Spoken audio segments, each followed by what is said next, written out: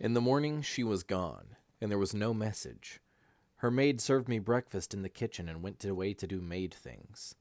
I disregarded the notion of trying to pump information out of the woman, as she either wouldn't know or wouldn't tell me the things I wanted to know, and would no doubt also report my attempt to Flora. So, since it seemed I had the run of the house, I decided I'd return to the library and see what I could learn there. Besides, I like libraries. It makes me feel comfortable and secure to have walls of words, beautiful and wise, all around me. I always feel better when I can see that there is something to hold back the shadows. Donner or Blitzen, or one of their relatives, appeared from somewhere and followed me up the hallway, walking stiff-legged and sniffing after my spoor. I tried to make friends with him, but it was like exchanging pleasantries with the state trooper who signaled you to pull off the road. I looked into some of the other rooms as I went along, and they were just places, innocuous-looking ones. So I entered the library, and Africa still faced me. I closed the door behind me to keep the dogs out, and I strolled around the room, reading the titles on the shelves. There were lots of history books. In fact, they seemed to dominate her collection. There were also many art books, of the big and expensive variety, and I leafed through a few of these. I usually do my best real thinking when I'm thinking about something else. I wondered at the sources of Flora's obvious wealth. If we were related, did that mean I perhaps enjoyed somewhat of opulence also? I thought about my economic and social status, my profession, my origins. I had the feeling that I'd never worried much about money, and that there'd always been enough or ways of getting it to keep me satisfied. Did I own a big house like this? I couldn't remember. What did I do? I sat behind her desk and examined my mind for any special caches of knowledge I might possess. It is difficult to examine yourself this way, as a stranger. Maybe that's why I couldn't come up with anything. What's yours is yours and a part of you, and it just seems to belong there, inside. That's all. A doctor? That came to mind as I was viewing some of Da Vinci's anatomical drawings. Almost by reflex, in my mind, I had begun going through the steps of various surgical operations. I realized then that I had operated on people in the past. But that wasn't it. While I realized that I had a medical background, I knew it was part of something else. I knew, somehow, that I was not a practicing surgeon. What then? What else was involved? Something caught my eye. Seated there at the desk, I commanded a view of the far wall, on which, among other things, hung an antique cavalry saber, which I had overlooked the first time around the room. I rose and crossed over to it, took it down from its pegs. In my mind, I tisked at the shape it was in. I wanted an oily rag and a whetstone to make the way it should be once again. I knew something about antique arms, edged weapons in particular. The saber felt light and useful in my hand, and I felt capable with it. I struck an on guard. I parried and cut a few times. Yes, I could use the thing. So what sort of background was that? I looked around for new memory joggers. Nothing else occurred to me, so I replaced the blade and returned to the desk. Sitting there, I decided to go through the thing. I started with the middle one and worked my way up the left side and down the right, drawer by drawer. Stationery, envelopes, postage stamps, paper clips, pencil stubs, rubber bands, all the usual items. I had pulled each drawer all the way out, though, and held it in my lap as I'd inspected its contents. It wasn't just an idea. It was part of some sort of training I'd once received, which told me I should inspect the sides and bottoms as well. One thing almost slipped by me, but caught my attention at the last instant. The back of the lower right-hand drawer did not rise as high as the backs of the other drawers. This indicated something, and when I knelt and looked inside the drawer space, I saw a little box-like affair fixed to the upper side. It was a small drawer itself, way in the back, and it was locked. It took me about a minute of fooling around with paper clips, safety pins, and finally a metal shoehorn I'd seen in another drawer. The shoehorn did the trick. The drawer contained a packet of playing cards, and the packet bore a device which caused me to stiffen where I knelt, perspiration suddenly wetting my brow and my breath coming rapidly. It bore a white unicorn on a grass field, rampant, facing to the dexter. And I knew that the device and I knew that device, and it hurt me that I could not name it. I opened the packet and extracted the cards. They were on the order of tarots, with their wands, pentacles, cups, and swords, but the greater trumps were quite different. I replaced both drawers, being careful not to lock the smaller one before I continued my inspection. They were almost lifelike in appearance, the greater trumps ready to step right out through those glistening surfaces. The cards seemed quite cold to my touch, and it gave me a distinct pleasure to handle them. I'd once had a packet like this myself, I suddenly knew. I began spreading them on the blotter before me. The one bore a wily-looking little man with a sharp nose and a laughing mouth and a shock of straw-colored hair. He was dressed in something like a Renaissance costume of orange, red, and brown. He wore long hose and a tight-fitting embroidered doublet, and I knew him. His name was Random. Next, there was the passive countenance of Julian. Dark hair hanging long, blue eyes containing neither passion nor compassion. He was dressed completely in scaled white armor, not silver or metallic colored, but looking as if it had been enameled. I knew, though, that it was terribly tough and shock-resistant, despite its decorative and festive appearance. He was the man I had beaten at his favorite game, for which he had thrown a glass of wine at me. I knew him, and I hated him. Then came the swarthy, dark-eyed countenance of Cain, dressed all in satin that was black and green, wearing a three-cornered dark hat set at a rakish angle, a green plume of feathers trailing down the back. He was standing in profile, one arm akimbo. The toes of his boots curled upwards, and he wore an emerald-studded dagger at his belt. There was ambivalence in my heart. Then there was Eric, handsome by anyone's standards. His hair was so dark as to be almost blue. His beard curled around the mouth that always smiled, and he was dressed simply in a leather jacket and leggings, a plain cloak, high black boots, and he wore a red sword belt bearing a long silvery saber that clasped a ruby. And his high cloak collar around his head was lined with red, and the trimmings of his sleeves matched it. His hands, thumbs hooked behind his belt, were terribly strong and prominent. A pair of black gloves jutted from the belt near his right hip. He it was, I was certain, that had tried to kill me on the day I'd almost died. I studied him, and I feared him somewhat. Then there was Benedict, tall and dour, thin of body, thin of face, wide of mind. He wore orange and yellow and brown, and reminded me of haystacks and pumpkins and scarecrows in the legend of Sleepy Hollow. He had a long, strong jaw and hazel eyes, and brown hair that never curled. He stood beside a tan horse and leaned upon a lance, about which was twined a rope of flowers. He seldom laughed. I liked him. I paused when I uncovered the next card, and my heart leaped forward and banged against my sternum and asked to be let out. It was me. I knew the me I shaved, and this was the guy behind the mirror. Green eyes, black hair, dressed in black and silver, yes. I had on a cloak, and it was slightly furled as by a wind. I had on black boots, like Eric's, and I, too, wore a blade, only mine was heavier, though not quite as long as his. I had my gloves on, and they were silver and scaled. The clasp at my neck was cast in the form of a silver rose. Me, Corwin. And a big, powerful man regarded me from the next card. He resembled me quite strongly, save that his jaw was heavier, and I knew he was bigger than I, though slower. His strength was a thing out of legend. He wore a belt, and he stood laughing. About his neck, on a heavy cord, there hung a silver hunting horn.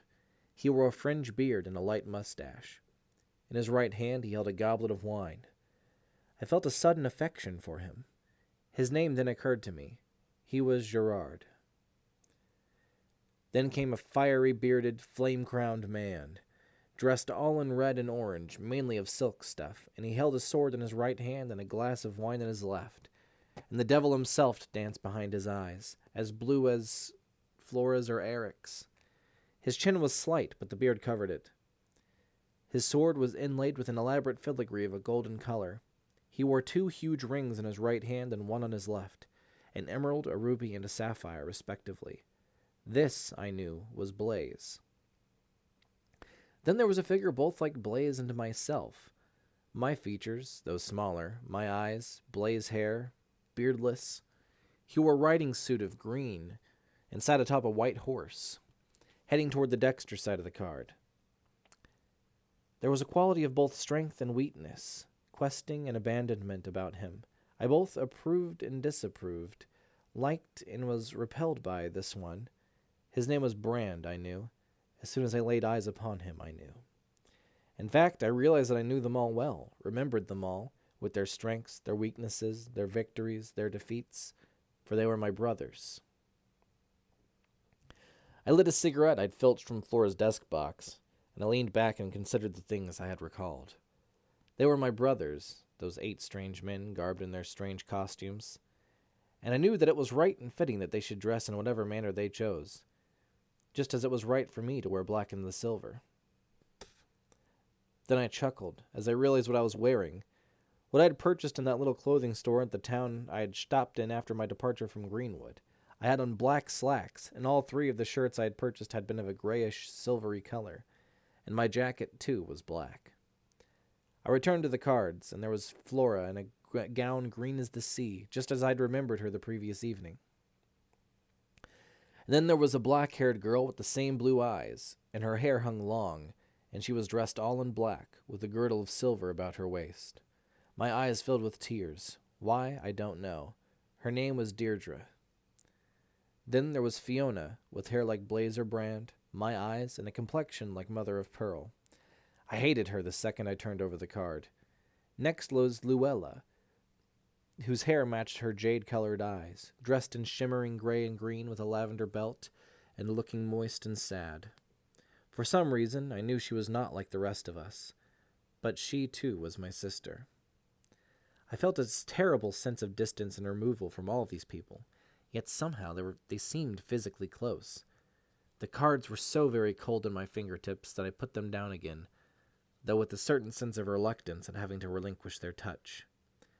There were no more, though. All the rest were minor cards, and I knew somehow, again, that somehow, that several were missing. For the life of me, however, I did not know what the missing trumps represented. I was strangely saddened by this, and I picked up my cigarette and mused. Why did all these things rush back so easily when I viewed the cards? Rush back without dragging their contents along with them? I knew more now than I'd known before, in the way of names and faces, but that was about all. I couldn't figure the significance of the fact that we were all done up in cards this way. I had a terribly strong desire to own a pack of them, however. If I picked up Flora's, though, I knew she'd spot in a hurry that they were missing and I'd be in trouble. Therefore, I put them back in the little drawer behind the big drawer and locked them in again. Then, God, how I racked my brains, but to little avail, until I recalled a magical word. Amber. I had been greatly upset by the word on the previous evening. I had been sufficiently upset so that I had avoided thinking of it since then. But now I courted it. Now I rolled it around my mind and examined all the associations that sprang up when it struck. The word was charged with a mighty longing and a massive nostalgia. It had, wrapped up inside it, a sense of forsaken beauty, grand achievement, and a feeling of power that was terrible and almost ultimate. Somehow, the word belonged in my vocabulary. Somehow, I was part of it, and it was a part of me. It was a place name, I knew then. It was the name of the place I once had known. There came no pictures, though, only emotions. How long I sat so, I do not know. Time had somehow divorced itself from my reveries. I realized then, from the center of my thoughts, that there had come a gentle rapping upon the door. Then the handle slowly turned, and the maid, whose name was Carmela, entered and asked me if I was interested in lunch. It seemed like a good idea, so I followed her back to the kitchen and ate half a chicken and drank a quart of milk. I took a pot of coffee back to the library with me, avoiding the dogs as I went. I was into the second cup when the telephone rang. I longed to pick it up, but I figured there must be extensions all over the house, and Carmela would probably get it from somewhere. I was wrong. It kept ringing. Finally, I couldn't resist it any longer. "Hello," I said. "This is the Flamel residence." May I speak with Miss Flamel, please?" It was a man's voice, rapid and slightly nervous. He sounded out of breath, and his words were masked and surrounded by the faint ringing and the ghosts' voices that indicated long distance. "I'm sorry," I told him. "She's not here right now. May I take a message, or have you call her back?" "Who am I talking to?" he demanded. I hesitated. Then, "Corwin's the name," I told him. "My God!" he said, and a long silence followed. I was beginning to think he'd hung up. I said, "Hello?" Again, just as he started talking. "Is she still alive?" he asked. "Of course she's still alive. Who the hell am I talking to?" "Don't you recognize the voice, Corwin? This is random. Listen, I'm in California, and I'm in trouble. I was calling to ask Flora for sanctuary. Are you with her?" "Temporarily," I said. "I see. Will you give me your protection, Corwin?" Pause, then. "Please?" "As much as I can," I said, "but I can't commit Flora to anything without consulting her." "Will you protect me against her?" "Yes." "Then you're good enough for me, man. I'm going to try to make it to New York now. I'll be coming by a rather circuitous route, so I don't know how long it will take me. If I can avoid the wrong shadows, I'll be seeing you whenever. Wish me luck." "Luck," I said. Then there was a click, and I was listening to a distant ringing in the voices of ghosts. So, cocky little Random was in trouble. I had a feeling it shouldn't have bothered me especially. But now, he was one of the keys to my past, and quite possibly my future also. So I would try to help him in any way I could until I learned all I wanted from him. I knew that there wasn't much brotherly love lost between the two of us, but I knew that on one hand he was nobody's fool. He was resourceful, shrewd, strangely sentimental over the damnedest things, and on the other hand, his word wasn't worth the spit behind it, and he'd probably sell my corpse to the medical school of his choice if he could get much for it. I remembered the little fink all right, with only a touch of affection, perhaps for a few pleasant times it seemed we had spent together, but trust him? Never. I decided I wouldn't tell Flora he was coming until the last possible moment. He might be made to serve as an ace, or at least a knave, in the hole. So I added some hot coffee to what remained in my cup and sipped it slowly. Who was he running from? Not Eric, certainly, or he wouldn't have been calling here. I wondered then concerning his question as to whether Flora was dead, just because I happened to be present here. Was she really that strongly allied with the brother I knew I hated that it was common knowledge in the family that I'd do her in too, given the chance? It seemed strange, but then he'd ask the question. And what was it in which they were allied? What was the source of this tension, this opposition? Why was it that Random was running? Amber. That was the answer. Amber. Somehow, the key to everything lay in Amber, I knew. The secret of the entire mess in Amber, mess was in Amber, and some event that had transpired in that place, and fairly recently, I'd judge. I'd have to be on my toes. I'd have to pretend to the knowledge I didn't possess, while piece by piece I mined it from those who had it. I felt confident that I could do it. There was enough distrust circulating for everyone to be cagey. I'd play on that. I'd get what I needed and take what I wanted, and I'd remember those who helped me and step on the rest. For this, I knew, was the law by which our family had lived, and I was a true son of my father. My headache came on again suddenly, throbbing to crack my skull. Something about my father, I thought, guessed, felt, was what had served to set it off. I wasn't sure why or how.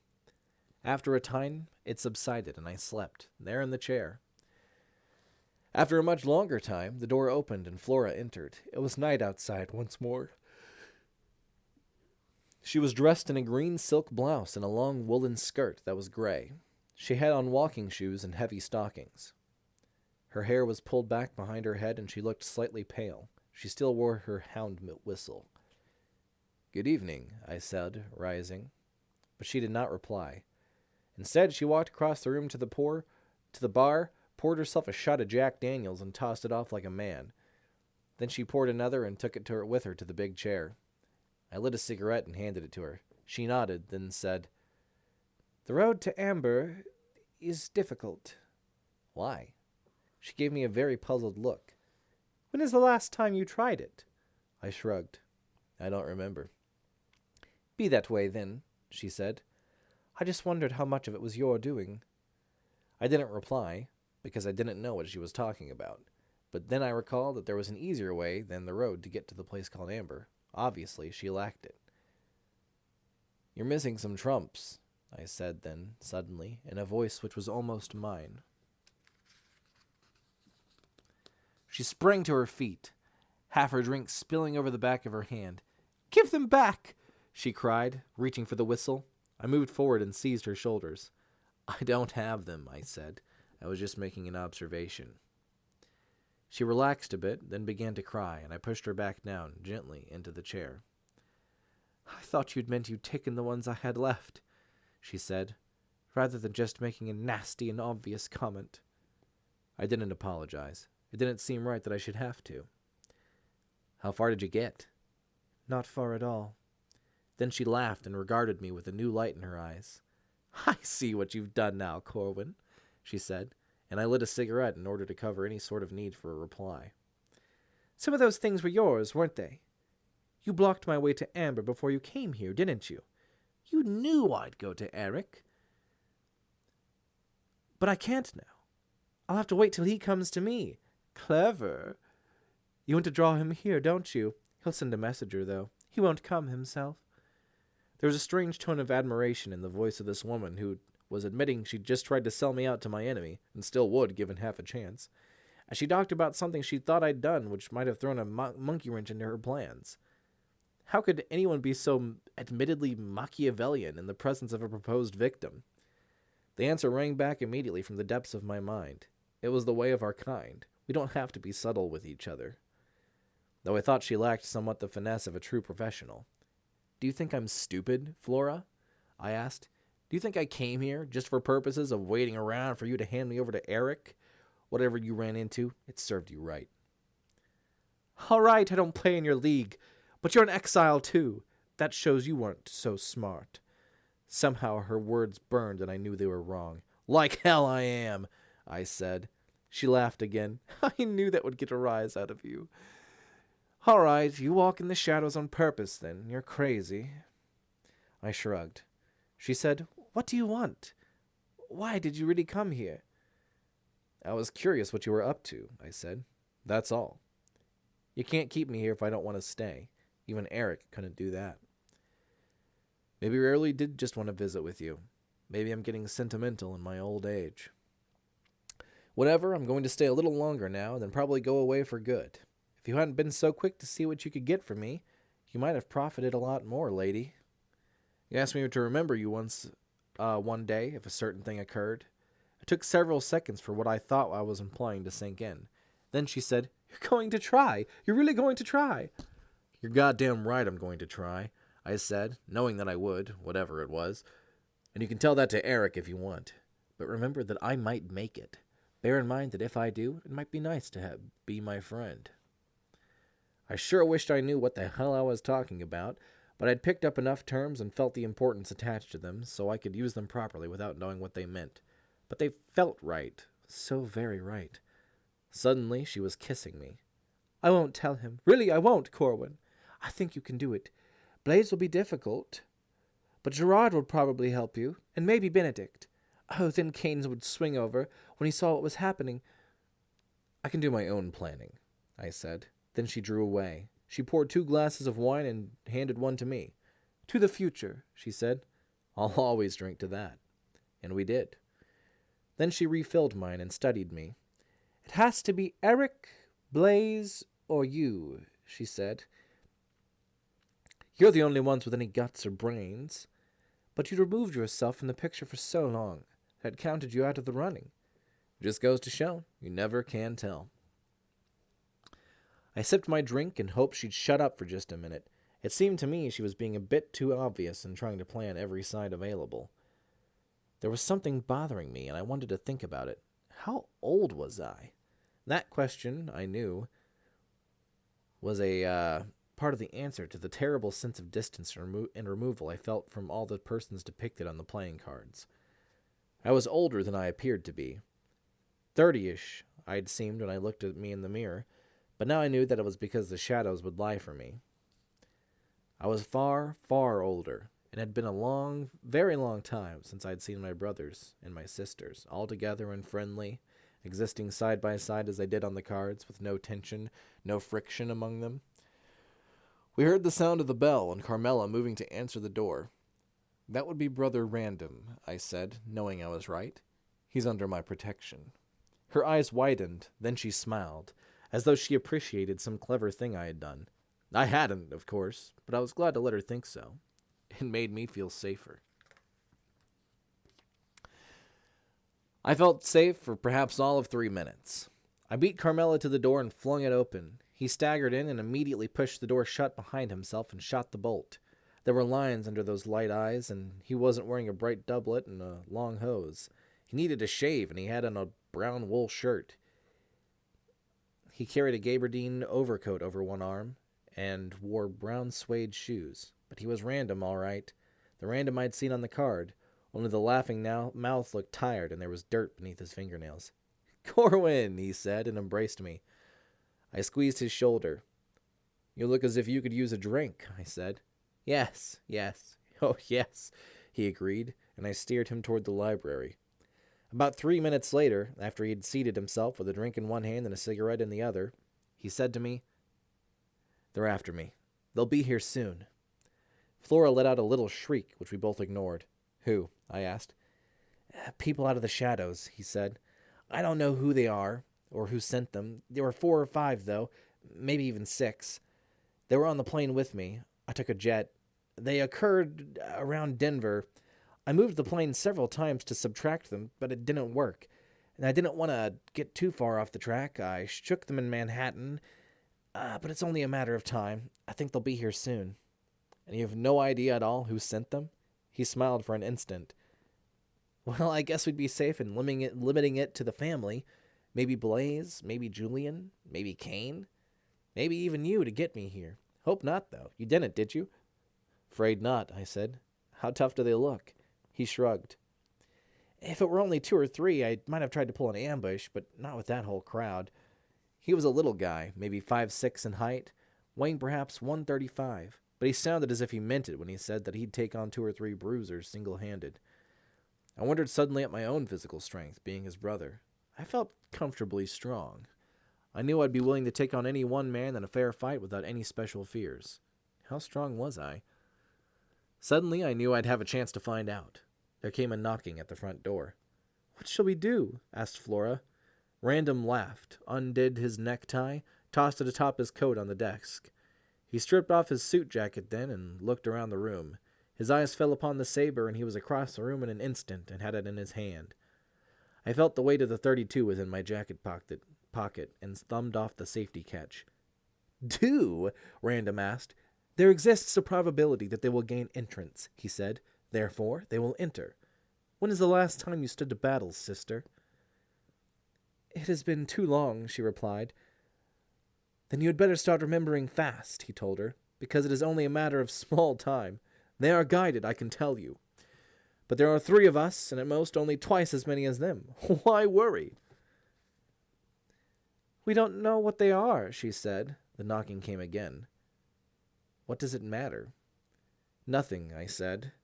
"Shall I go and let them in?" They both blanched slightly. "We might as well wait." "I might call the cops," I said. They both laughed, almost hysterically. "Or Eric," I said, suddenly looking at her, but she shook her head. "We just don't have the time. We have the trump, but by the time he could respond, if he chose it, it would be too late." "And this might even be his doing, eh?" said Random. "I doubt it," she replied, "very much. It's not his style." "True," I replied, just for the hell of it, to let them know I was with things. The sound of knocking came once again, and much more loudly. "What about Carmela?" I asked, upon a sudden thought. Flora shook her head. "I have decided that it is improbable that she will answer the door." "But you don't know what you're up against!" Random cried as he was suddenly gone from the room. I followed him along the hallway and into the foyer, in time to stop Carmela from opening the door. We sent her back to her own quarters with instructions to lock herself in, and Random observed, "That shows the strength of the opposition. Where are we, Corwin?" I shrugged. "If I knew, I'd tell you. For the moment at least, we're in this together. Step back." and I opened the door. The first man tried to push me aside, and I stiff-armed him back. There were 6, I could see that. "What do you want?" I asked them. But never a word was spoken, and I saw guns. I kicked out and slammed the door again, and shot the bolt. "Okay, they're really there," I said. "But how do I know you're not pulling something?" "You don't," he said. "But I really wish I were. They look wild." I had to agree. The guys on the porch were heavily built and had hats pulled down to cover their eyes. Their faces had been covered with shadows. "I wish I knew where we are," said Random. I felt a hackle-raising vibration in the vicinity of my eardrums. I knew in that moment that Flora had blown her whistle. Then I heard a window break somewhere off to my right. I was not surprised to hear a growled rumbling and some bangs somewhere off to my left. "She's calling her dogs," I said. 6 mean and vicious brutes, which could under other circumstances be after us. Random nodded, and we both headed off in the direction of the shattering. When we reached the living room, 2 men were already inside, and both had guns. I dropped the first and hit the floor, firing at the second. Random leaped above me, brandishing his blade, and I saw the second man's head depart his shoulders. By then, 2 more were through the window. I emptied the automatic at them, and I heard the snarling of Flora's hounds mixed with gunfire that was not my own. I saw 3 of the men upon the floor and the same number of Flora's dogs. It made me feel good to think we had gotten half of them, and as the rest came through the window, I killed another in a manner which surprised me. Suddenly, and without thinking, I picked up a huge overstuffed chair and hurled it perhaps 30 feet across the room. It broke the back of the man it struck. I leaped toward the remaining 2, but before I crossed the room, Random had pierced one of them through with the saber, leaving him for the dogs to finish off, and was turning toward the other. The other was pulled down before he could act, however. He killed another of the dogs before we could stop him, but he never killed anything again after that. Random strangled him. It turned out that 2 of the dogs were dead and one was badly hurt. Random killed the injured one with a quick thrust, and we turned our attention to the men. There was something unusual about their appearance. Flora entered and helped us to decide what. For one thing, all 6 had uniformly bloodshot eyes. Very, very bloodshot eyes. With them, though, the condition seemed normal. For another, all had an extra joint to each finger and thumb, and the sharp forward-curving spurs on the backs of their hands. All of them had prominent jaws, and when I forced one open, I counted 44 teeth, most of them longer than human teeth, and several looking to be much sharper. Their flesh was grayish and hard and shiny. There were undoubtedly other differences also, but those were sufficient to prove a point of some sort. We took their weapons, and I hung on to 3 small flat pistols. "They crawled out of the shadows all right," said Random, and I nodded. "And I was lucky, too. It doesn't seem they suspected I'd turn up with the reinforcements I did. A militant brother and around half a ton of dogs." He went and peered out the broken window, and I decided to let him do it himself. "Nothing," he said after a time. "I'm sure we got 'em all." And he drew the heavy orange drapes closed and pushed a lot of high-backed furniture in front of them. While he was doing that, I went through all their pockets. I wasn't really surprised that I turned up nothing in the way of identification. "Let's go back to the library," he said, "so I can finish my drink." He cleaned off the blade carefully before he seated himself, however, and he replaced it on the pegs. I fetched Flora a drink while he did this. "So it would seem I'm temporarily safe," he said, "now that there are 3 of us sharing the picture." "So it would seem," Flora agreed. "God, I haven't eaten since yesterday," he announced. So Flora went to tell Carmela it was safe to come out now, so long as she stayed clear of the living room, and to bring a lot of food to the library. As soon as she left the room, Random turned to me and asked, "What's it between you?" "Don't turn your back on her." She's still Eric's?" "So far as I can tell." "Then what are you doing here?"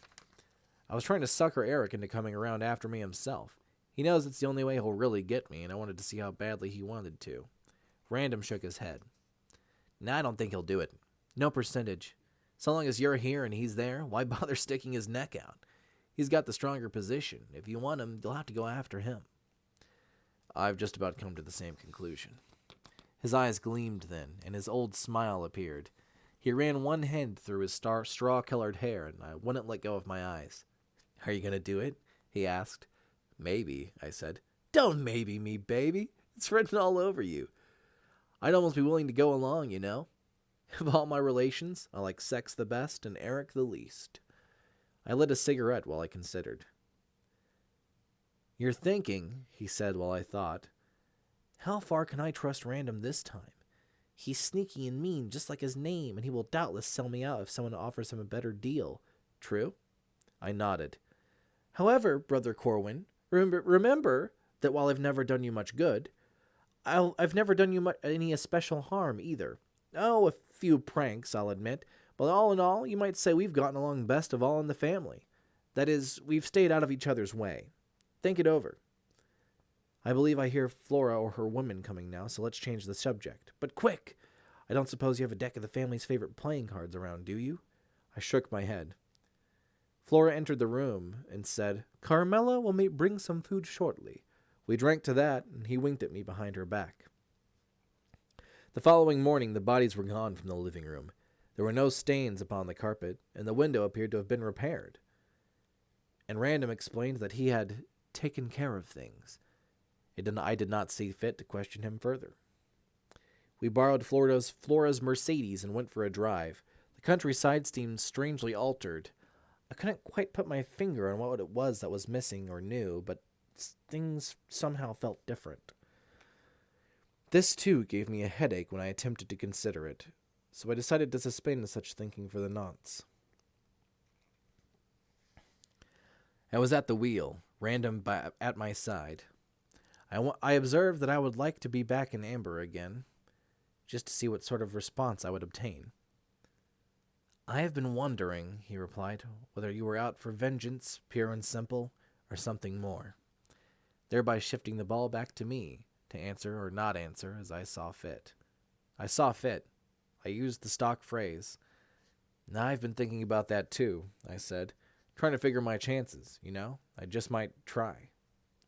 He turned toward me then, he'd been staring out the side of the window, and said, "I suppose we've all had that ambition, or at least that thought. I know I have, though I dismissed me early in the game.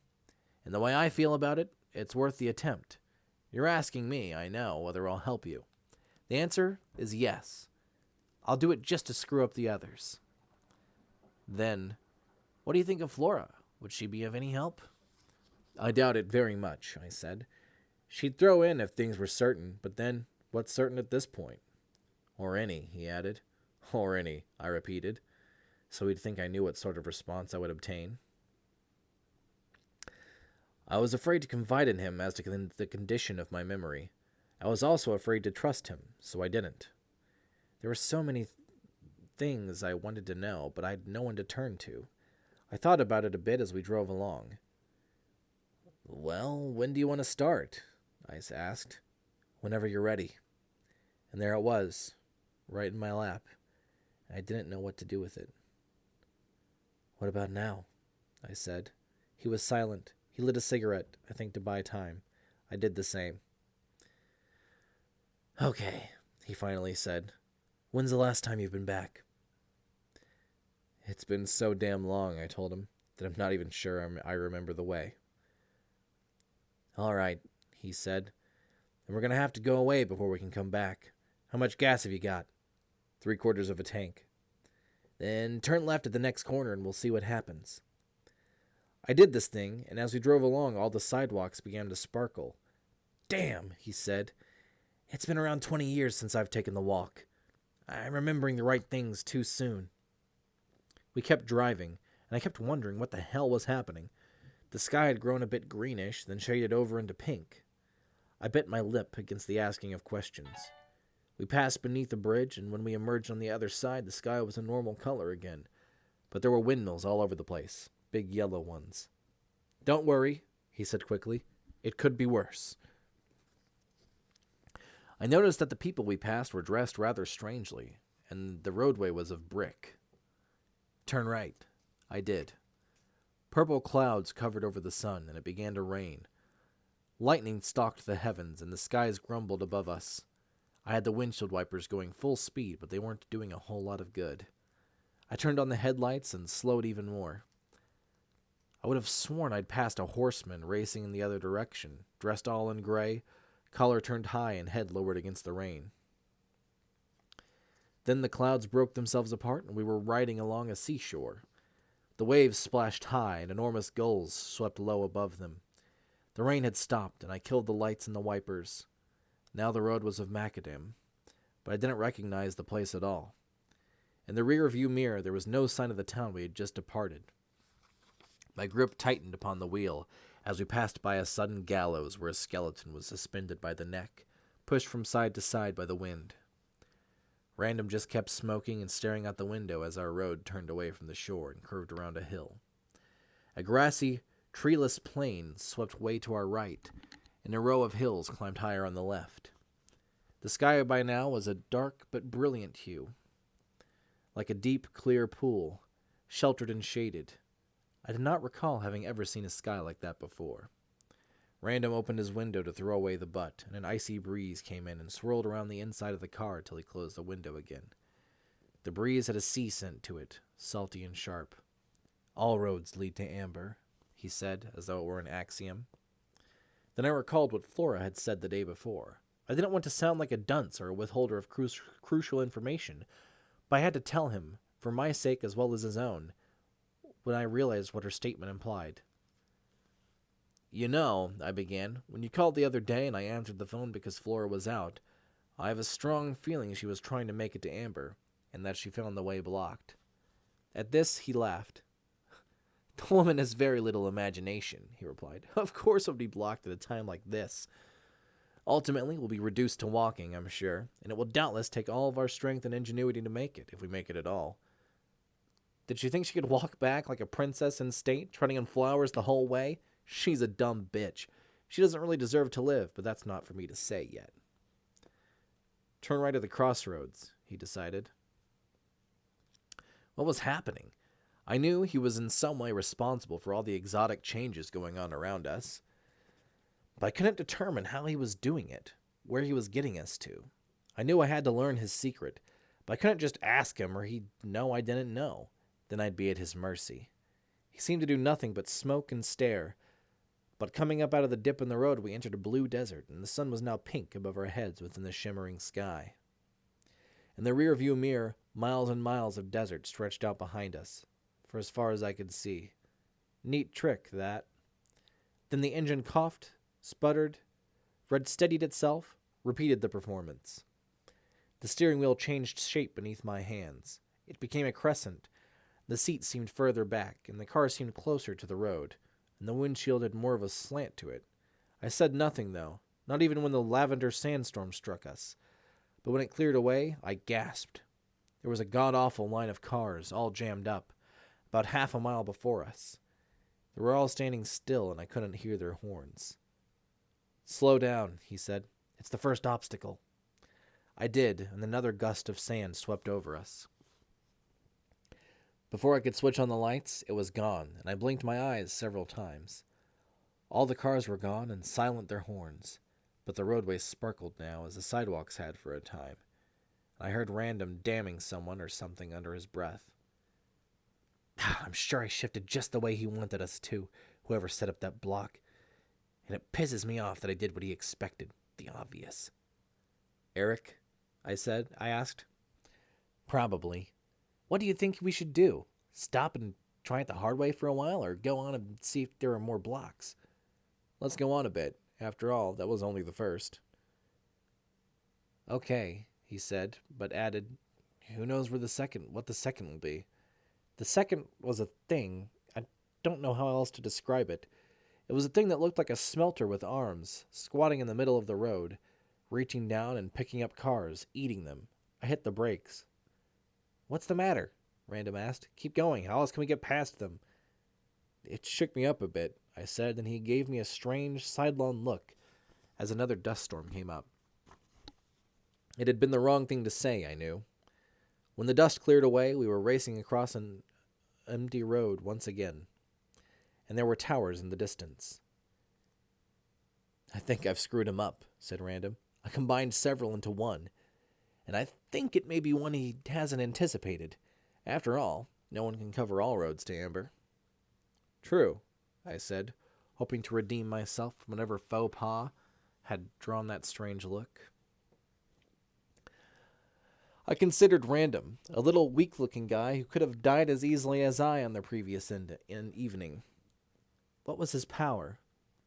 And what was all this talk of shadows? Something told me that whatever shadows were, we moved among them even now. How? It was something Random was doing. And since he seemed at rest physically, his hands in plain sight, I decided it was something he did with his mind. Again, how? Well, I'd heard him speak of adding and subtracting as though the universe in which we moved were a big equation. I decided with a sudden certainty that he was somehow adding and subtracting items to and from the world that was visible about us, to bring us into closer and closer alignment with that strange place, Amber, for which he was solving. It was something I'd once known how to do, and the key to it, I knew in a flash, was remembering Amber, but I couldn't. The road curved abruptly. The desert ended to give way to fields of tall, blue, sharp-looking grass. After a while, the terrain became a bit hilly, and at the foot of the third hill, the pavement ended, and we entered upon a narrow dirt road. It was hard-packed, and it wound its way among greater hills upon which small shrubs and bayonet-like thistle bushes began now to appear. After about half an hour of this, the hills went away, and we entered a forest of squat, big, bold trees with diamond-shaped leaves of autumn orange and purple. A light rain began to fall, and there were many shadows. Pale mists arose from mats of soggy leaves. Off to the right somewhere, I heard a howl. The steering wheel changed shape three more times, and its latest version being an octagonal wooden affair. The car was quite tall now, and we had somewhere acquired a hood ornament in the shape of a flamingo.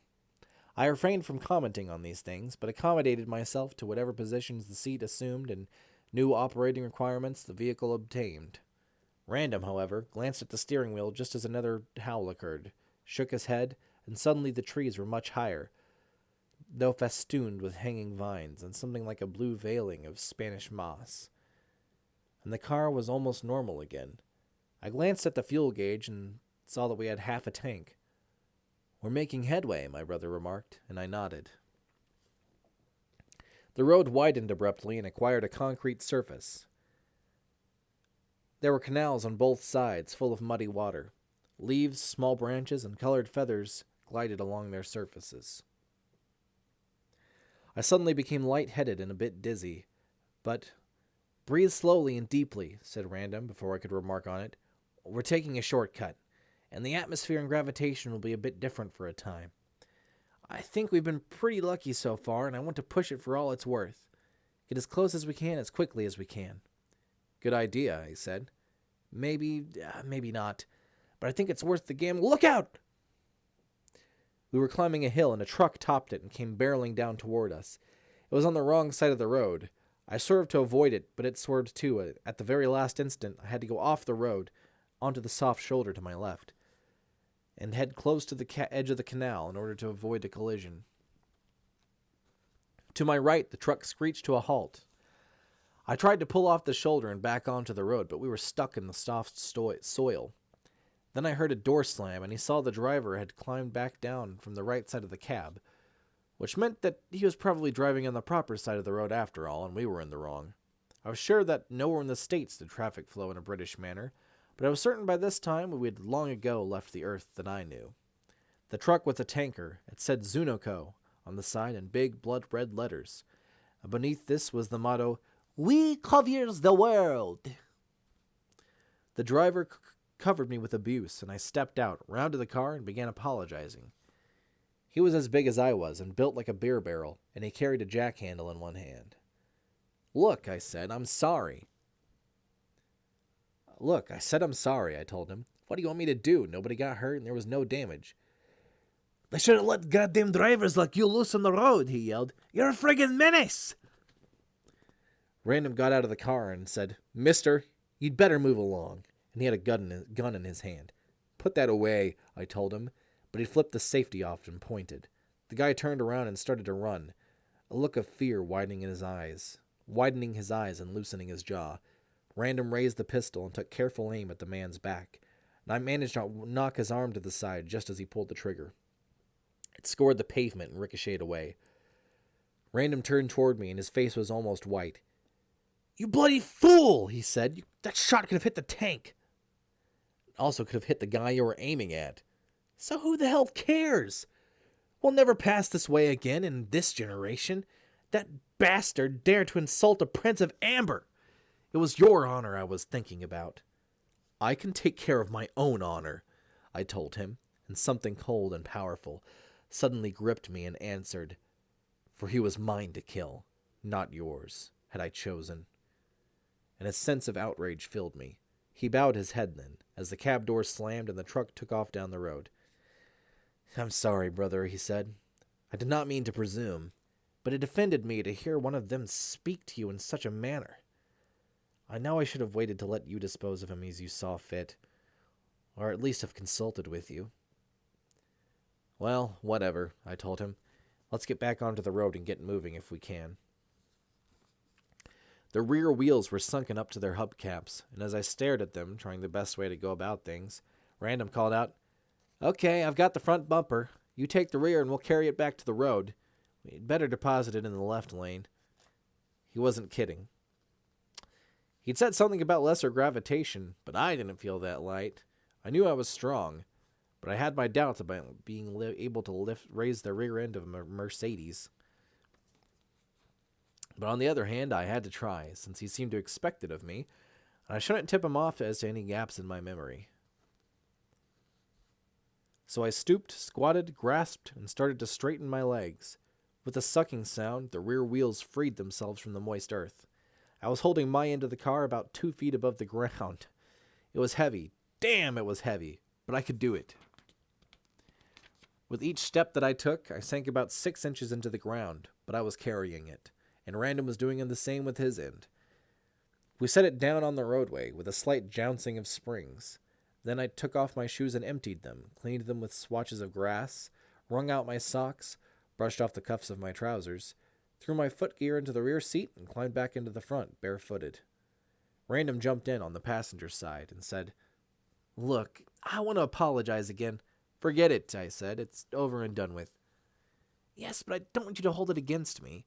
"I won't," I told him. "Just curb your impetuosity in the future, when it involves life-taking in my presence." "I will," he promised. "Then let's get rolling." And we did. We moved through a canyon of rocks, then passed through a city which seemed to be made entirely of glass, or glass-like substance, of tall buildings, thin and fragile appearing, and people through whom the pink sun shone, revealing their internal organs and the remains of their last meals. They stared at us as we drove by. They mobbed the corners of their streets, but no one attempted to halt us or pass in front of us. "The Charles Forts of this place will doubtless quote this happening for many years," said my brother. I nodded. Then there was no roadway whatsoever, and we were driving across what seemed an eternal sheet of silicon. After a while it narrowed and became our road, and after a while there was more marshes to our left and right, low, brown, and stinking, and I saw what I'd swear to be a diplodocus raise its head and stare down upon us. Then, overhead, an enormous bat-winged shape passed by. The sky was now a royal blue, and the sun was a fallow gold.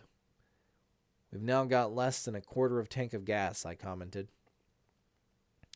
"Okay," said Random. "Stop the car." I did this and waited. For a long time, like maybe 6 minutes. He was silent. Then, "Drive on," he said. After about 3 miles, we came to a barricade of logs, and I began driving around it. A gate occurred on one side, and Random told me, "Stop and blow your horn." I did so, and after a time the wooden gate creaked open upon its hinge of huge iron and swung inward. "Go on in," he said. "It's safe." I drove in, and off to my left were 3 bubble-headed Esso pumps, the small building behind them being one of the kind I'd seen countless times before under more ordinary circumstances. I pulled up before one of the pumps and waited. The guy who emerged from the building was about 5 feet tall, of enormous girth, with a strawberry-like nose, and his shoulders maybe a yard across. "What'll it be?" he asked. "Fill her up?" I nodded. With regular, I said. Pull it up a bit, he directed. I did, and asked random, is my money any good here? Look at it, he told me, and I did. My wallet was stuffed with orange and yellow bills, Roman numerals in their corners, followed by the letters DR. He grinned at me as I was examining the sheaf. See, I've taken care of everything, he said. Great. By the way, I'm getting hungry. We looked around us and we saw a picture of a gent who sells Kentucky Fried Chicken in another place, staring down at us from a big sign. Strawberry Nose sloshed a little on the ground to make it come out even, hung up the hose, approached, and said, 8 Drake Regans. I found an orange note with a VDR on it, and 3 more with IDR, and passed them to him. Thanks, he said, and stuffed them in his pocket. Check your oil and water? Yeah. He added a little water, told me the oil level was okay, and smeared the windshield a bit with a dirty rag. Then he waved and walked back into the shack. Then we drove over to Kenny Roy's and got us a bucket full of Kentucky Fried Lizard parts, and another bucket of weak, salty-tasting beer. Then we washed up in the outbuilding, beeped the horn at the gate, and waited until a man with a halberd hanging over his right shoulder came and opened it for us. Then we hit the road again. A Tyrannosaurus leaped before us, hesitated for a moment, then went on his way, off to the left. 3 more pterodactyls passed overhead. I am loath to relinquish Amber's sky, said Random, whatever it meant, and I grunted back at him. I'm afraid to try it all at once, though, he continued. We might be torn to bits. Agreed, I agreed. But on the other hand, I just don't like this place. I nodded, so we drove on till the Silicon Plain ended and bare rock lay all about us. What are you doing now? I ventured. Now that I've got the sky, I'm going to try for the terrain, he said, and the rock sheet became rocks as we drove along. There was bare black earth between. After a while, there was more earth and fewer rocks. Finally, I saw splotches of green. First, a bit of grass here and there, but it was a very, very bright green, of a kind like, yet unlike, that common on earth as I knew it. Soon there was much of it, and after a time there were trees, spotted occasionally along our way. Then there was a forest, and what a forest! I'd never seen trees such as this, mighty and majestic, of a deep, rich green, slightly tinged with gold. They towered, they soared. They were enormous pines, oaks, maples, and many others which I could not distinguish. Through them kept a breeze of fantastic and lovely fragrance. When I cracked the window a bit, I decided to open it all the way and leave it like that after I had a few whiffs. The forest of Arden, said the man who was my brother. I knew he was right. And somehow I both loved and envied him for his wisdom, his knowledge. Brother, said I, you're doing all right. Better than I'd expected. Thank you. This seemed to take him somewhat aback. It was as if he'd never received a good word from a relative before. I'm doing my best, he said, and I'll do it all the way, I promise. Look at it. We've got the sky and we've got the forest. It's almost too good to be true. We've passed the halfway point, and nothing's bugged us especially. I think we're very fortunate. Will you give me a regency? Yes, I said, not knowing what it meant, but willing to grant it if it lay within my powers. He nodded then and said, You're okay. He was a homicidal little fink, who I recalled had always been sort of a rebel. Our parents had tried to discipline him in the past, I knew, never very successfully. And I realized with that we shared common parents, which I suddenly knew was not the case with me and Eric, me and Flora, me and Kane and Blaze and Fiona, and probably others, but these I'd recalled, I knew for sure. We were driving in a hard, dirt roadway over a cathedral of enormous trees. It seemed to go on forever and ever. I felt safe in the place. Occasionally, we startled a deer, surprised a fox crossing or standing near the road. In places, the way was marked with hoof prints. The sunlight was sometimes filtered through leaves, angling like tight golden strings on some Hindu musical instrument.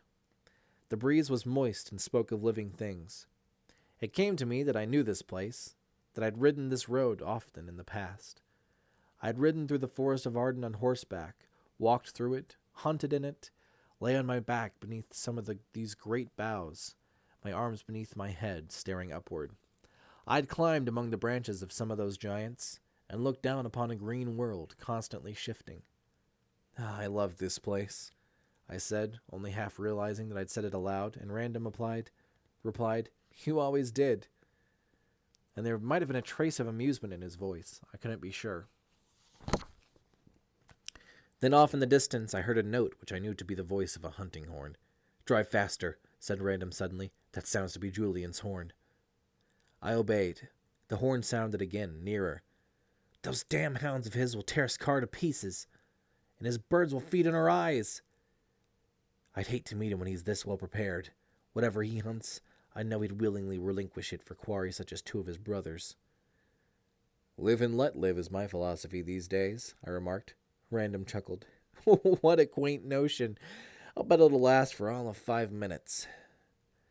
Then the horn sounded again, even nearer, and he remarked, Damn! The speedometer said 75 in quaint runic numerals, and I was afraid to go any faster on that road. And the horn sounded again, much nearer now, 3 long notes, and I could hear the baying of hounds off to the left. We are now very near the real earth. Though still far from amber, said my brother, it'll be futile to run through adjacent shadows, for if it is truly us that he follows, he'll pursue us, or a shadow will. What shall we do? Speed, and hope it is not us that he follows. And the horn sounded once again, almost next to us this time. What the hell is he riding? A locomotive? I asked. I'd say he's riding the mighty Morgenstern, the fastest horse he has ever created. I let that last word roll around in my head for a while, wondering at it and wondering at it. Yes, it was true, some inner voice told me.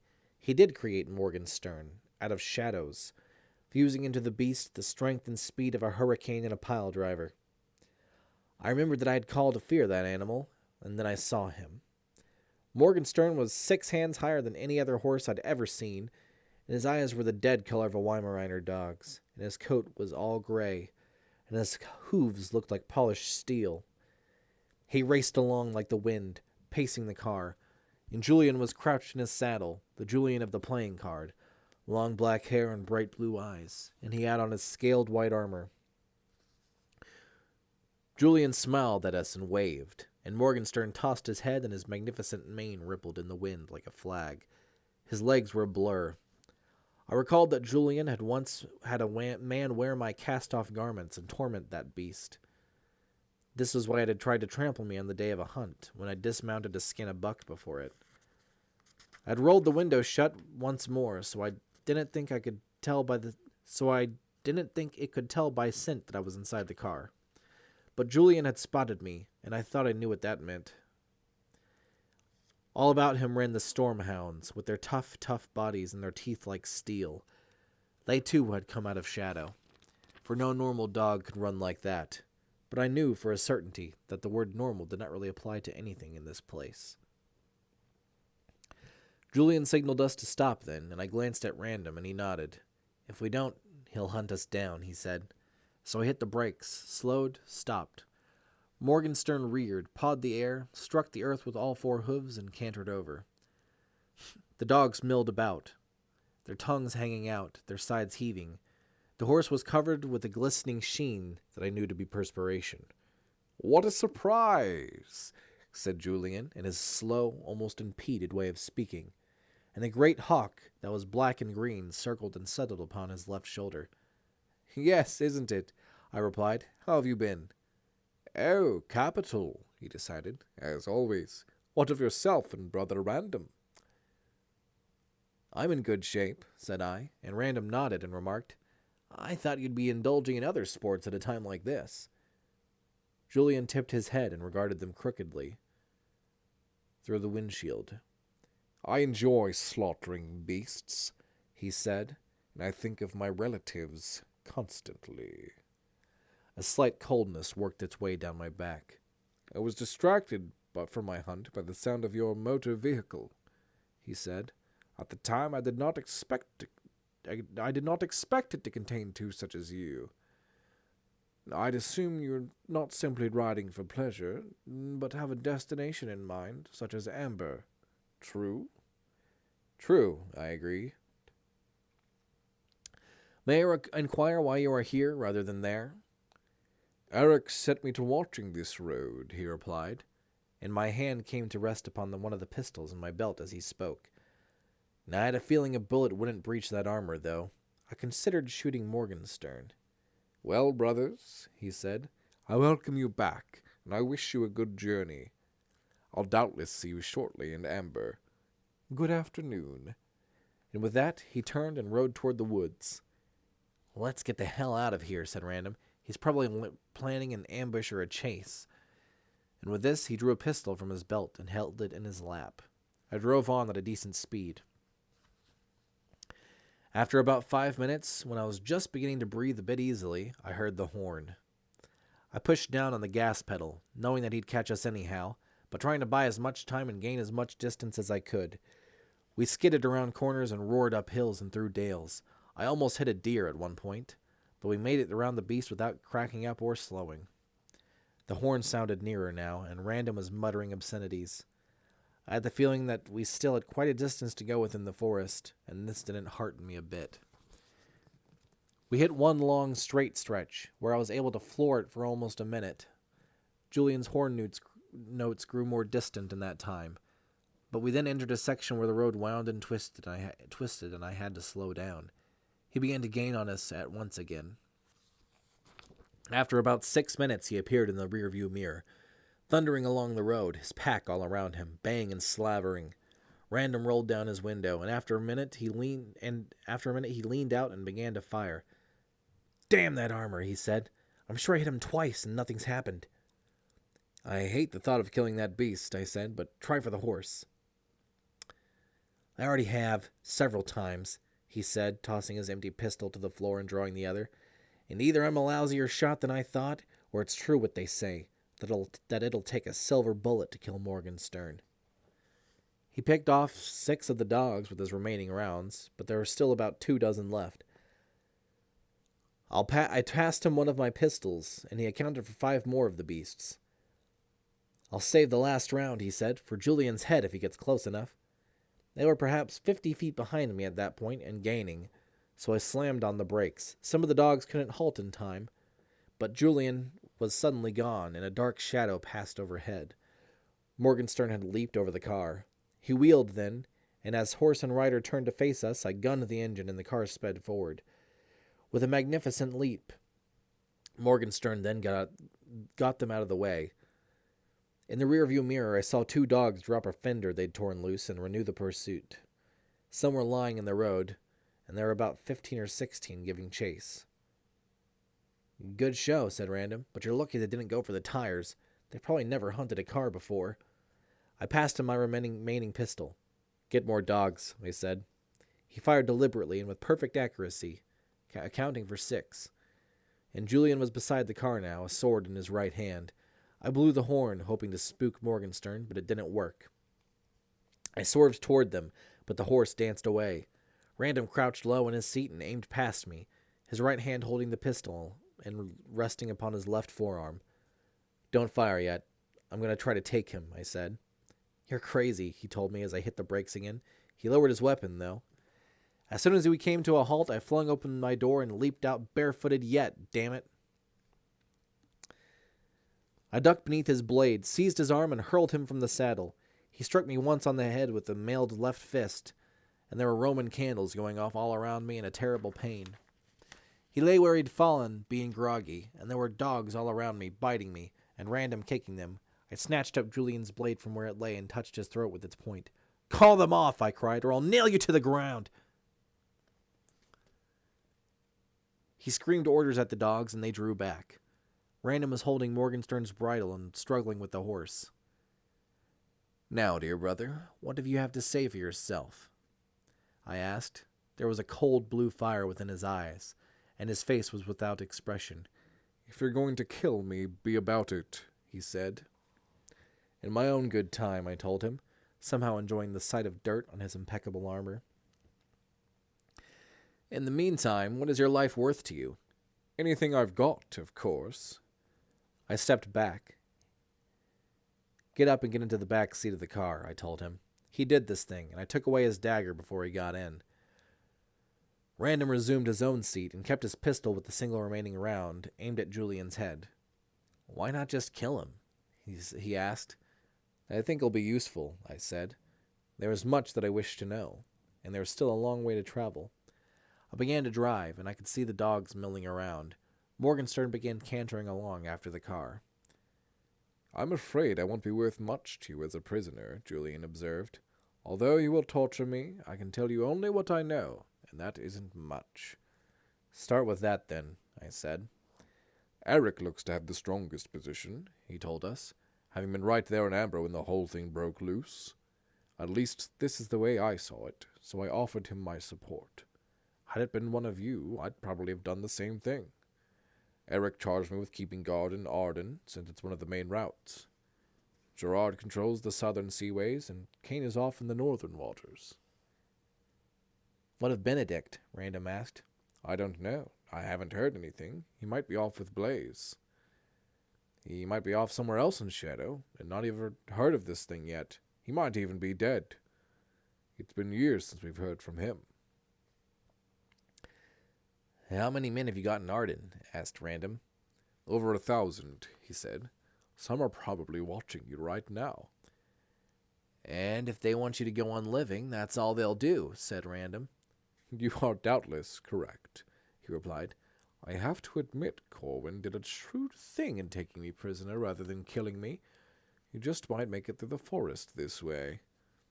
You're just saying that because you want to live, said Random. Of course I want to live. May I? Why? In payment for the information I've given you. Random laughed. You've given us very little. I'm sure more can be torn from you. We'll see, as soon as we get the chance to stop. Eh, Corwin? We'll see, I said. Where's Fiona? Somewhere to the south, I think, Julian replied. What about Deirdre? I don't know. Luella? In Rebma. Okay, I said. I think you've told me everything you know. I have. We drove on in silence, and finally the forest began to thin.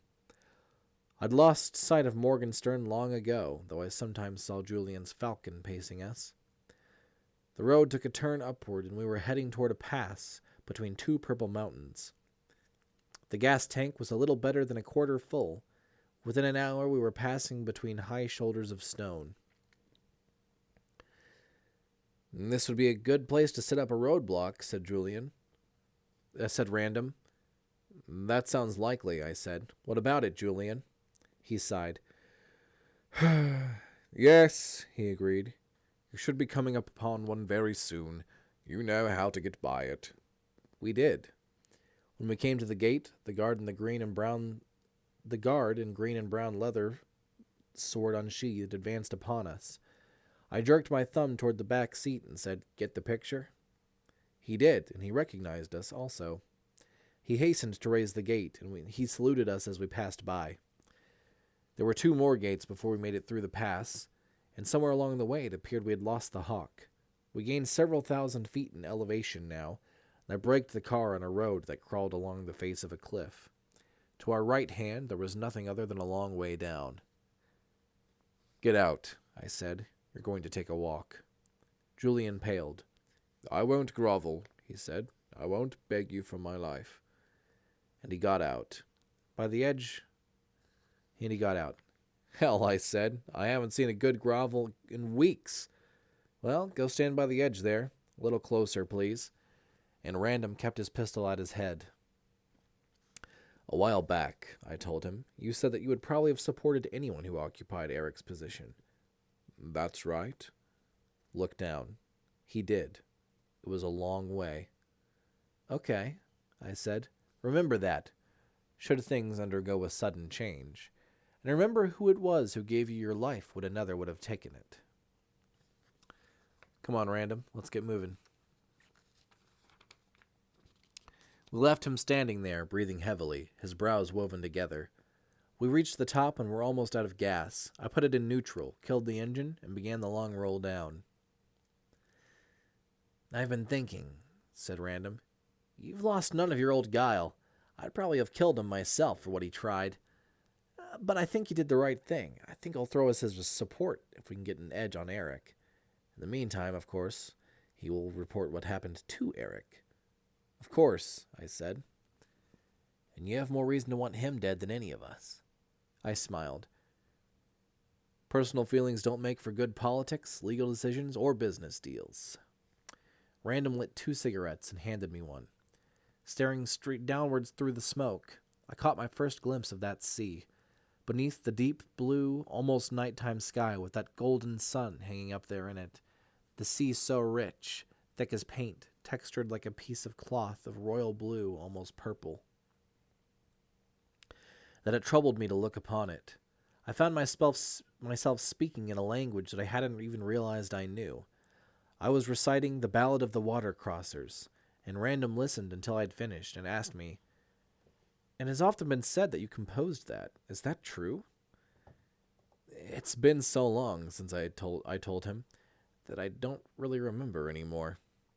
And as the cliff curved further and further to the left, and as we swung downward across its face, heading toward a wooded valley, more and more of the sea came within our range of vision. "Ah, the lighthouse of Cabra," said Random, gesturing toward an enormous gray tower that rose from the waters, miles out to sea. I'd all but forgotten it. "And I replied. "It's a very strange feeling, coming back." And I realized then we were no longer speaking English, but the language called Thari. After almost half an hour, we reached the bottom. I kept coasting for as far as I could, then turned on the engine. At its sound, a flock of dark birds beat its way into the air from the shrubbery off to the left. Something gray and wolfish-looking broke from cover and dashed toward a nearby thicket. The deer it had been stalking, invisible till then, bounded away. We were in a lush valley, though not so thickly or massively wooded as the forest of Arden, which sloped gently but steadily toward the distant sea. High and climbing higher on the left, the mountains reared. The further we advanced into the valley, the better came our view of the nature and full extent of the massive height of rock, down one of whose lesser slopes we had coasted. The mountains continued their march to the sea, growing larger as they did so, and taking upon their shoulders a shifting mantle tinged with green, mauve, purple, gold, and indigo. The face they turned to the sea was invisible to us from the valley, but about the back of that final highest peak swirled the faintest veil of ghost clouds, and occasionally the golden sun touched it with fire. I judged we were about 35 miles from the place of light, and the fuel gauge read near empty. I knew that the final peak was our destination, and an eagerness began to grow up within me. Random was staring in the same direction. "It's still there," I remarked. "I'd almost forgotten," he said. And as I shifted gears, I noticed that my trousers had been taken on a certain sheen which they had not possessed before. Also, they were tapered considerably as they reached toward my ankles, and I had noted that my cuffs had vanished. Then I noticed my shirt. It was more like a jacket, and it was black and trimmed with silver, and my belt had widened considerably. On closer inspection, I saw that there was a silver line down the outer seams of my pants legs. "I find myself garbed effectively," I observed, to see what had wrought. Random chuckled, and I saw then that he had somewhere acquired brown trousers streaked with red and a shirt of orange and brown. A brown cap with a yellow border rested on the seat beside him. "I was wondering when you'd notice," he said. "How do you feel?" "Quite good," I told him. "And by the way, we're almost out of gas." "Too late to do much about that," he said. "We are now in the real world, and it would be horrible effort to play with shadows. Also, it would not go unnoticed. I'm afraid we'll have to hoof it when this gives out." It gave out 2.5 miles later. I coasted off to the side of the road and stopped. The sun by now was westering farewell, and the shadows had grown long indeed. I reached into the back seat where my shoes had become black boots, and something rattled as my hand groped after them. I drew forth a moderately heavy silver sword and scabbard. The scabbard fit my belt perfectly, and there was also a black cloak with a clasp like a silver rose. Had you thought them lost forever? Asked Random. Damn near, said I. We climbed out of the car and began walking. The evening was cool and briskly fragrant. There were stars in the east already, and the sun was driving toward its bed. We trudged along the road, and Random said, I don't feel right about this. What do you mean? Things have gone too easily thus far, he told me. I don't like it. We made it all the way through the forest of Arden with barely a hitch. True, Julian tried to take care of us there. But I don't know. We've made it so very far, so readily, that I'd almost suspect we were permitted to do it. This thought has also crossed my mind, I lied. What do you think it portends? I fear, said he, that we are walking into a trap. We walked on for several minutes in silence. Then, ambush? Said I. These woods seem strangely still. I don't know. We made maybe 2 miles, and then the sun was gone. The night was black and studded with brilliant stars. There's no way for two such as we to move. This is no way for two such as we to move, Random said. True. Yet I fear to fetch us steeds. And I also. What is your assessment of the situation? Death and dreck, said I. I feel they may be upon us soon. Do you think we should abandon the roadway?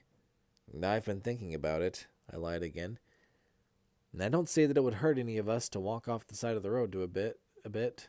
So we did. We passed among trees. We moved past the dark shapes of rocks and bushes, and the moon slowly rose, big of silver and lighting up the night. I'm taken by this feeling that we cannot do it, Random told me. And what reliance can we give this feeling? I asked. Much. Why? Too far and too fast, he responded. I don't like it at all. Now we're in the real world, and it's too late to turn back. We cannot play with shadows, but must rely on our blades. He wore a short, burnished one himself. I feel, therefore, that it is perhaps Eric's will that we have advanced to this point. There's nothing much to do about it now, but now that we're here, I wish we'd had to battle for every inch of the way. We continued for another mile and paused for cigarettes, which we held cupped in our hands. It's a lovely night, I said to Random in the cool breeze. I suppose. What was that? There was a soft rustling of shrubbery a bit of the way behind us. Some animal, maybe. His blade was in his hand. We waited several minutes, but nothing more was heard. So we sheathed it, and we started walking again. There were no more sounds from behind us, but after a time I heard something from up ahead. He nodded when I glanced at him, and we began to move more cautiously.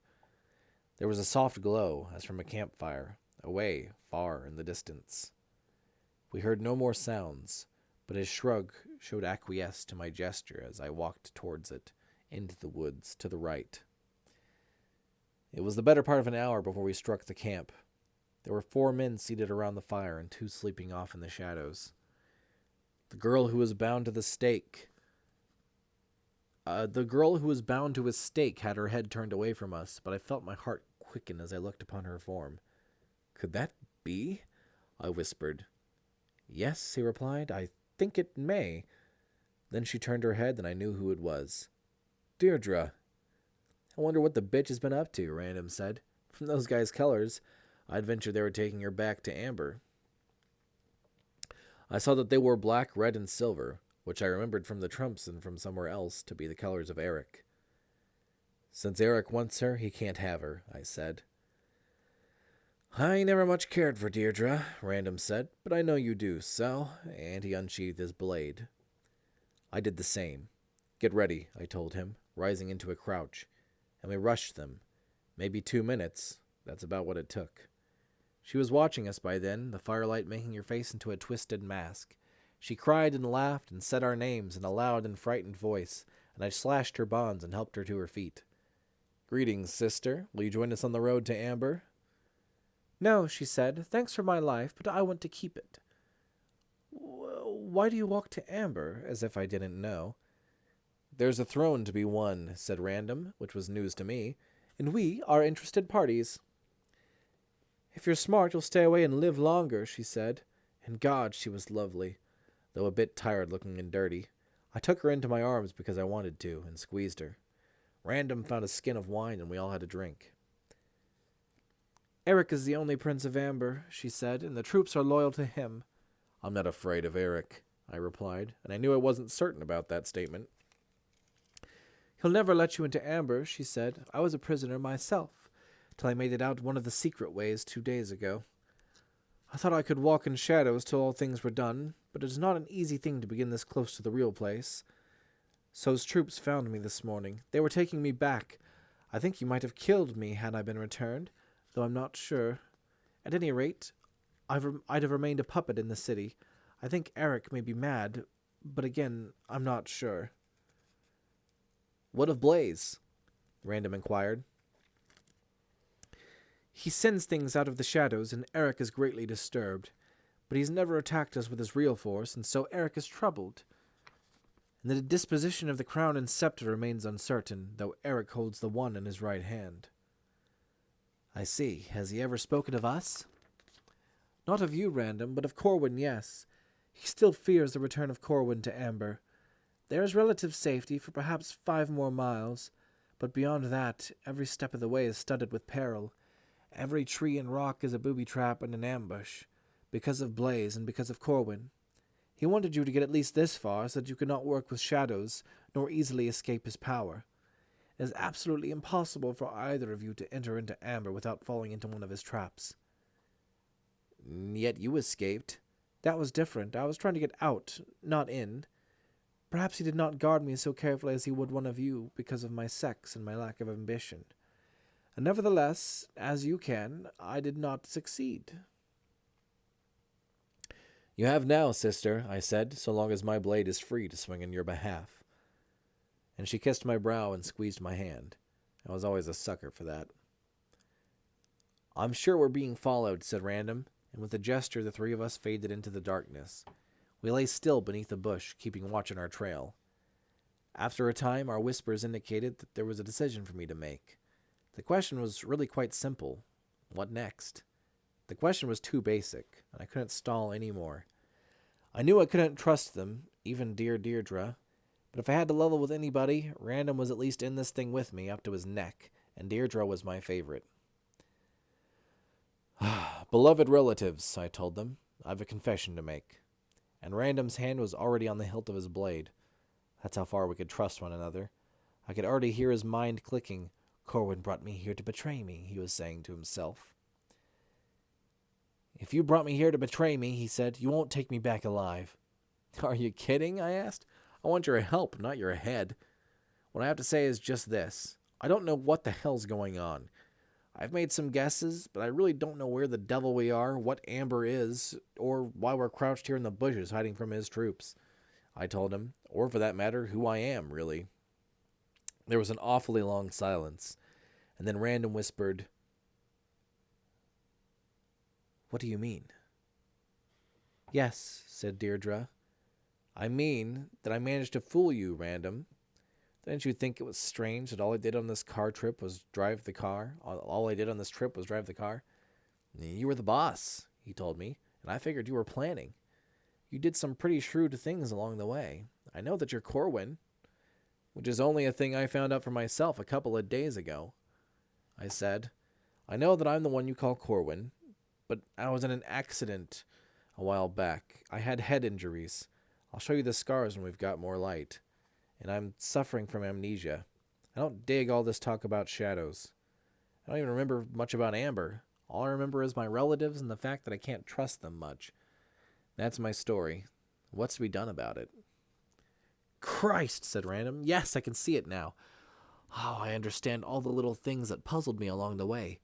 How did you take Flora in so completely? Luck, I said, and subconscious sneakiness, I guess. No, that's not it. She was stupid. Now I really need you, though. Do you think we could make it into shadows? Said Deirdre, and she was not speaking to me.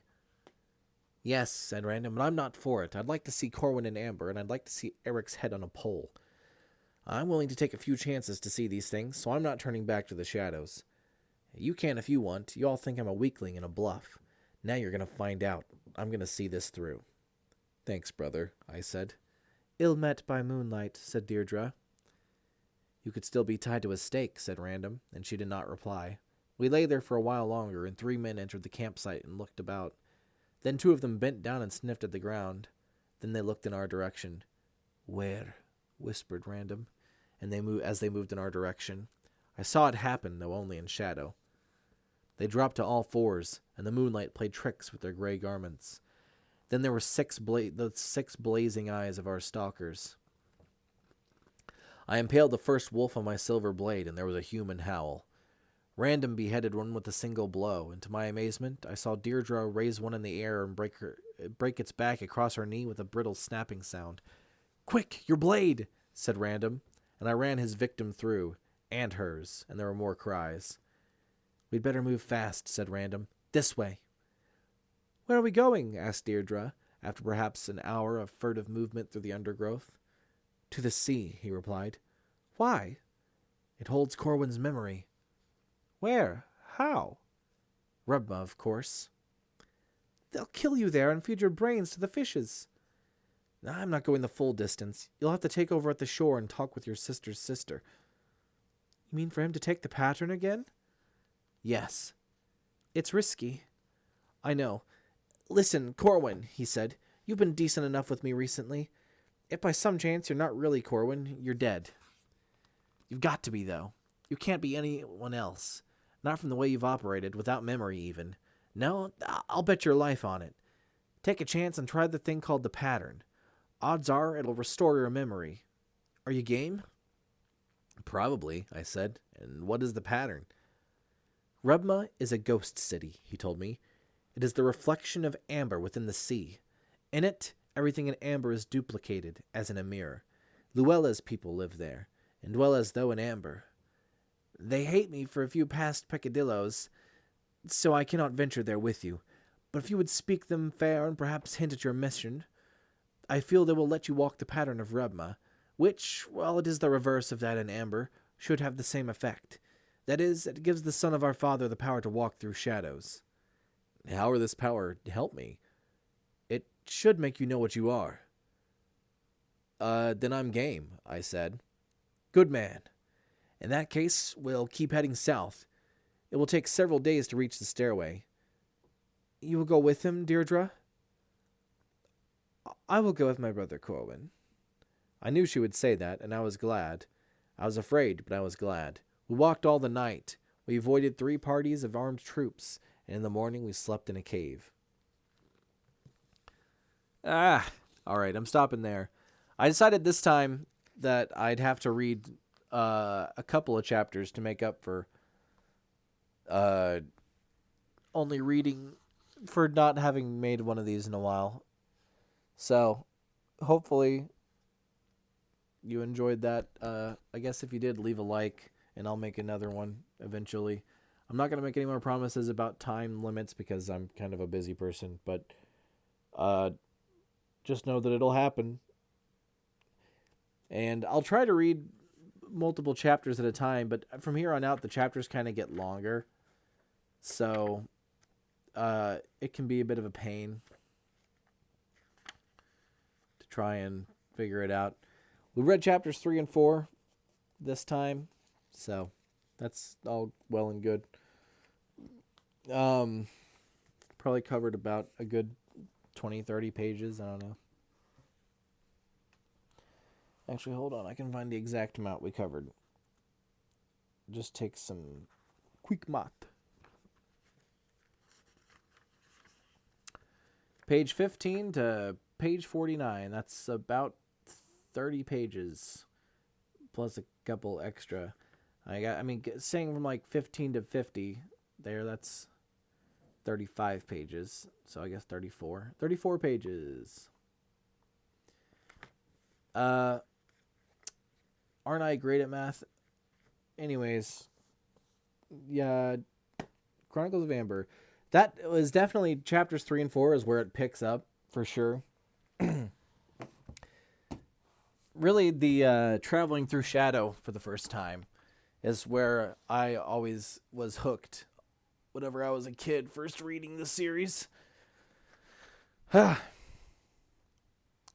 Even now, I just love the concepts and like the just the interesting like worlds and like lore and different things and the prose that Zelazny writes.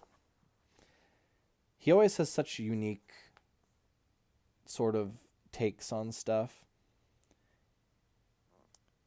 I wouldn't consider myself like incredibly well read on fantasy. I've read like most of the like staple series.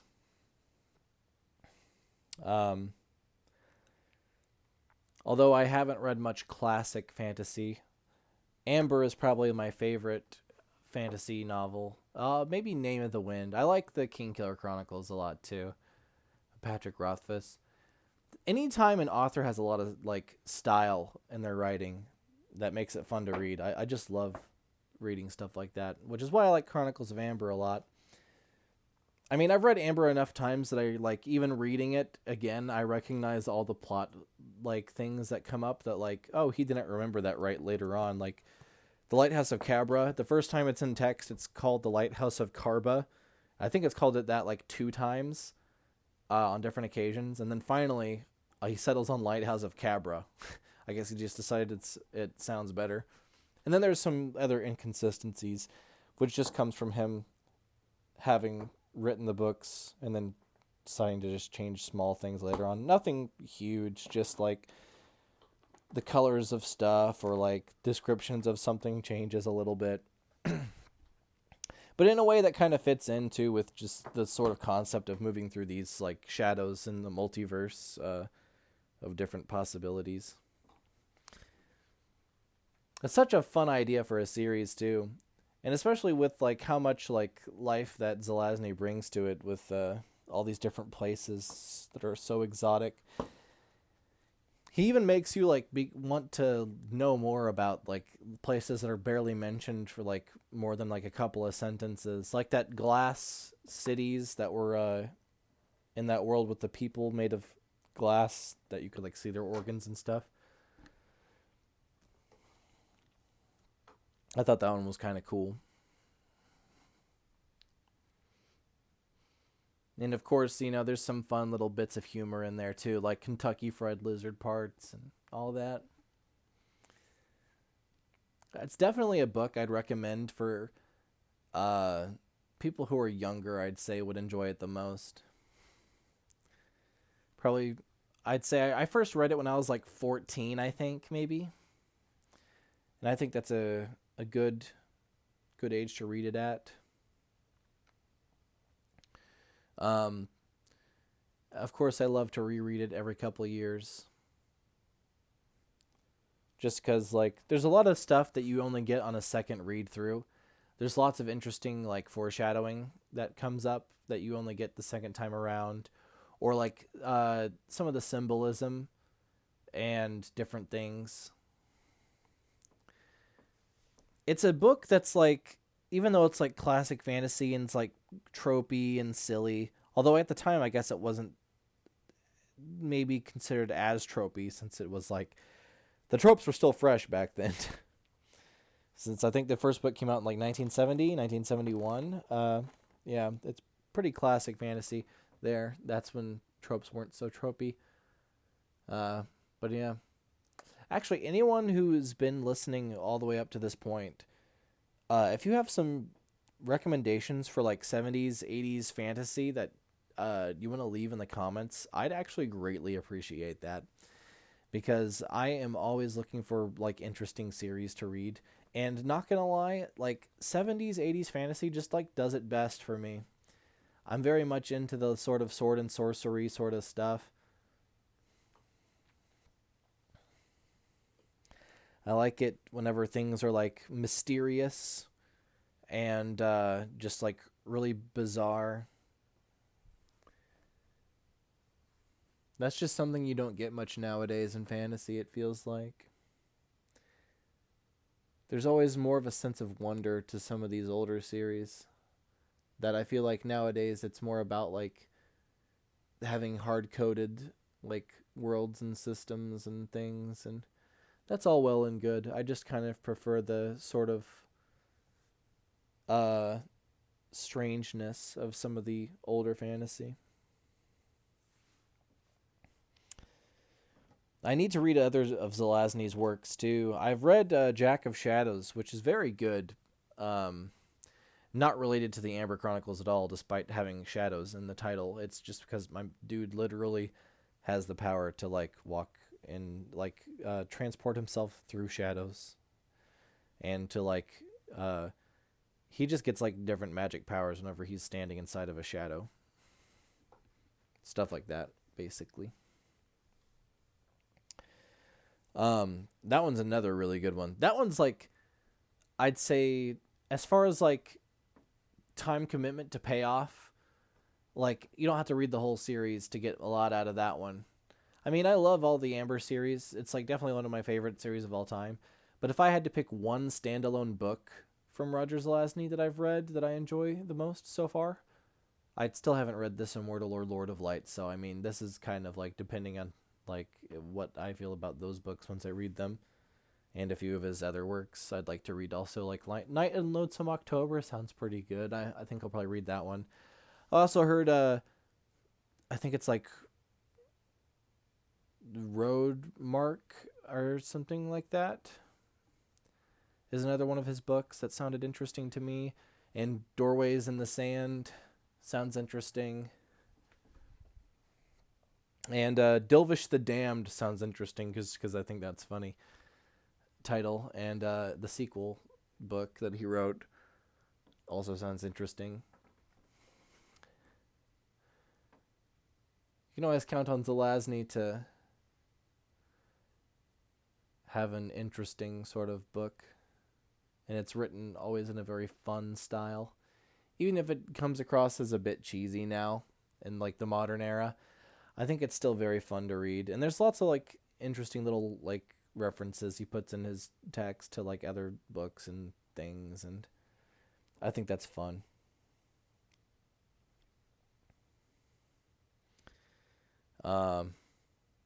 But yeah, if you got some fantasy recommendations for me, I'd love to hear them.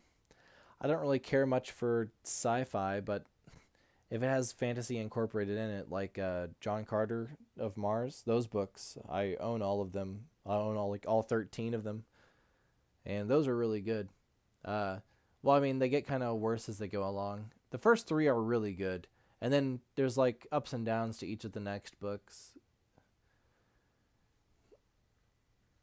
But those are another one that's like good because it's just so weird.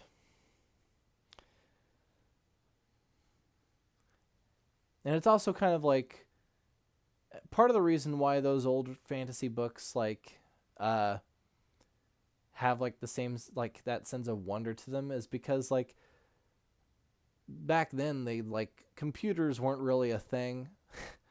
And so, I mean, they were kind of a thing in the, like, I guess they were kind of starting to become a thing in the 70s, very primitively. So,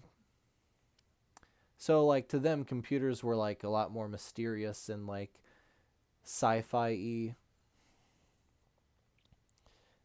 And it has some, like, interesting applications to the text where, like, he had a computer. And it's, like, some, like, crazy thing, which I think is funny. Anyways, I'll stop talking your ear off now because my voice is tired for one, and I'm sure that you all are sick of hearing me for two. Next time, I'll try to keep the voices a bit more, how do you say, consistent? Just keep the voices more consistent next time because I could not fucking decide on a voice for random.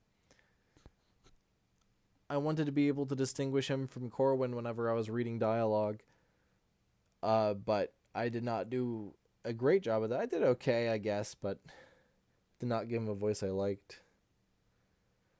So, might do something else. I tried to make Julian into fucking... What's his name? Saruman, Count Dooku. God, what is his name?